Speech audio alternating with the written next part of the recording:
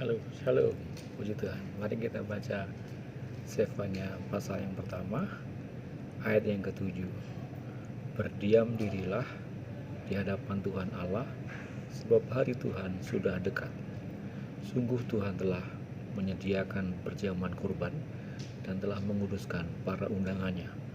Pada hari perjamuan kurban Tuhan itu, aku akan menghukum para pemuka, para anak-anak raja, dan semua orang yang memakai pakaian asing. Aku akan menghukum pada hari itu semua orang yang melompati ambang pintu dan memenuhi istana Tuhan mereka dengan kekerasan dan penipuan. Ayat 14, saya loncat. Sudah dekat hari Tuhan yang hebat itu. Sudah dekat dan datang dengan cepat sekali. Dengar, hari Tuhan pahit, pahlawan pun akan menangis.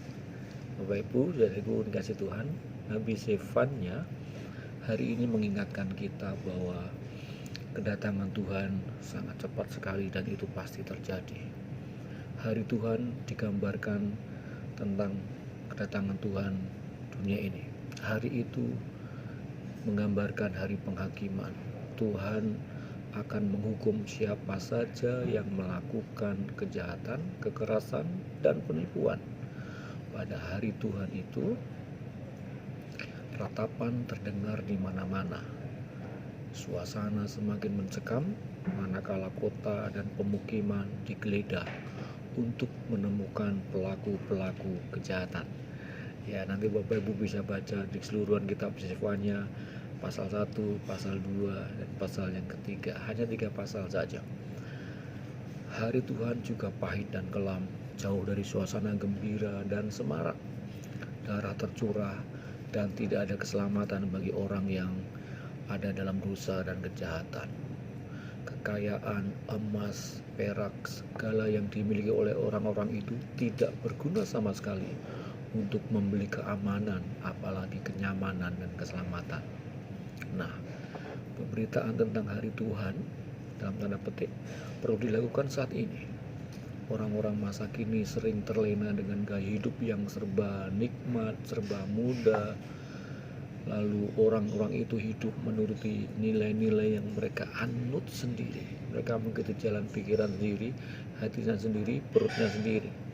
Kejahatan pun makin marak dan kualitasnya semakin meninggi, luar biasa, karena orang-orang itu hidupnya semaunya dan terlanjur merasa nyaman dengan perbuatannya masing-masing tanpa ia sadari bahwa ia ada dalam dosa dan kejahatan di mata Tuhan.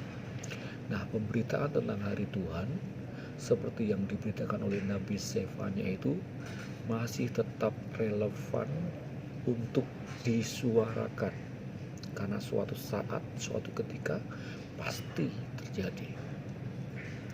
Hari Tuhan sudah dekat dan datang dengan cepat sekali. Hari Tuhan sudah dekat dan datang dengan cepat sekali. Ini mengingatkan kita untuk tidak terlena dengan kesibukan kita masing-masing, apalagi dengan gaya hidup yang bertentangan dengan kehendak Tuhan, dengan firman Tuhan. Tuhan akan melakukan pembalasan sebab mereka telah berdosa kepada Tuhan. Hati-hati.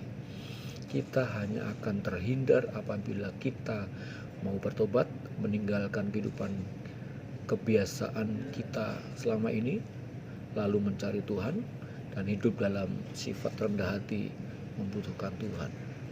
Kedatangan Tuhan Yesus kembali adalah sebuah kebenaran dan janji Tuhan yang pasti digenapi, meskipun kita tidak tahu kapan dan saatnya itu terjadi. Dan memang itu bukan bagian kita untuk menghitung menit, jam, dan hari kedatangannya, melainkan sikap yang dituntut dari kita adalah meningkatkan spiritualitas kita dengan jalan meninggalkan dosa-dosa dan menjalani panggilan hidup kita sebaik-baiknya menurut kehendak Tuhan. Tuhan berkati berlimpah-limpah. Selamat mempraktekkan firman Tuhan. God bless you.